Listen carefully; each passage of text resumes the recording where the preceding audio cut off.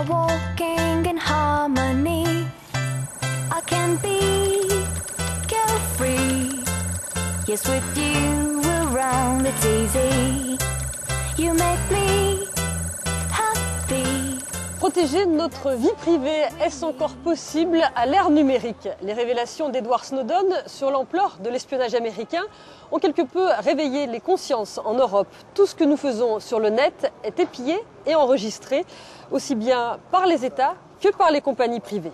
Il va falloir, je pense, beaucoup plus de temps encore pour prendre la mesure de l'ampleur de ces révélations et l'impact que ça a sur nos sociétés et sur notre rapport au pouvoir, sur notre rapport à la technologie.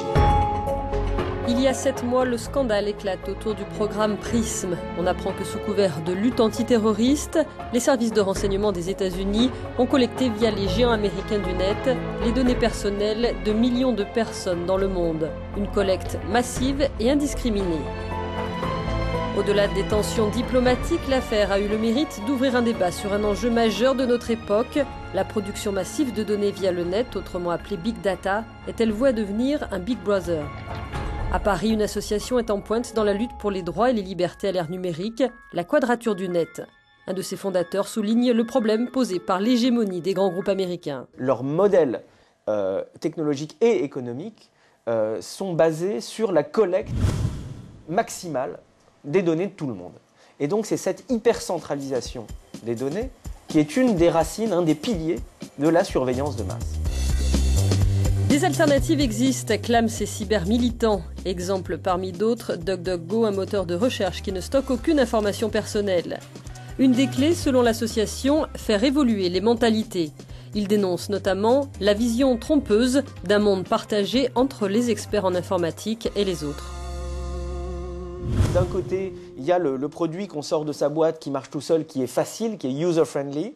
Et de l'autre, il y a les trucs en lettres blanches sur écran noir, où moi, de toute façon, j'y comprends rien. Parce qu'en réalité, d'un côté, c'est la technologie qui vous contrôle, et de l'autre côté, la technologie dont vous avez le potentiel de la contrôler, mais qui pour cela nécessite d'être accaparée, d'être apprise.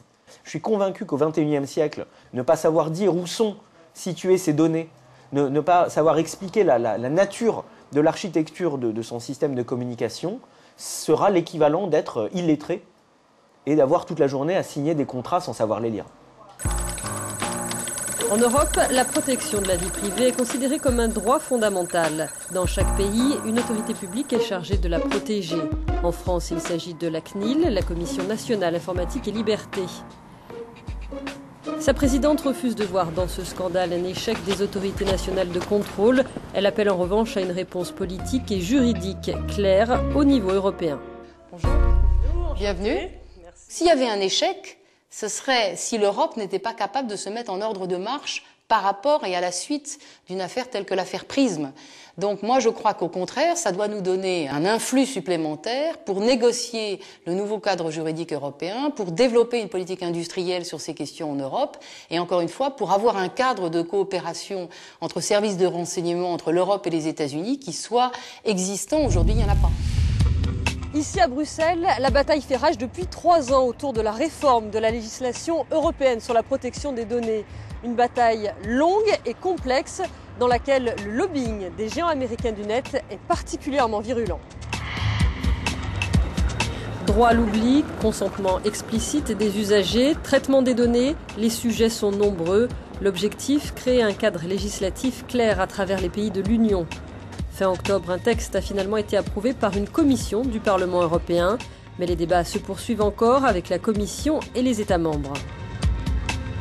Quand certains, comme les représentants de l'industrie du net américain, poussent pour éviter une réglementation trop contraignante, d'autres luttent pour ne pas aboutir à une coquille vide. C'est le cas d'EDRI, une organisation basée à Bruxelles qui défend le droit à la vie privée. Il y a eu de nombreuses discussions avant les révélations Snowden sur les règles encadrant le transfert de données aux autorités de contrôle en dehors de l'Union européenne. Il y avait un large consensus à l'époque sur le fait que les règles n'avaient pas besoin d'être renforcées. Après les révélations Snowden, soudainement la situation a changé et aujourd'hui il semble y avoir un consensus entre les États membres et au Parlement européen sur le besoin de règles claires, intelligibles et prévisibles. Mais l'essentiel de la future réglementation est surtout destiné à encadrer les pratiques des entreprises. Pour ce qui est de la surveillance opérée par les gouvernements, beaucoup reste à faire, selon ce chercheur en sciences politiques. Peut-être que la leçon la plus importante porte sur la liberté d'action accordée aux services d'espionnage, non seulement aux États-Unis, mais aussi dans l'Union européenne. Je pense qu'il est très important d'envisager un plus grand contrôle des activités des services de renseignement et de surveillance des citoyens, contrôle qui, à l'heure actuelle, est très succinct et dépend de dispositifs légaux très variés.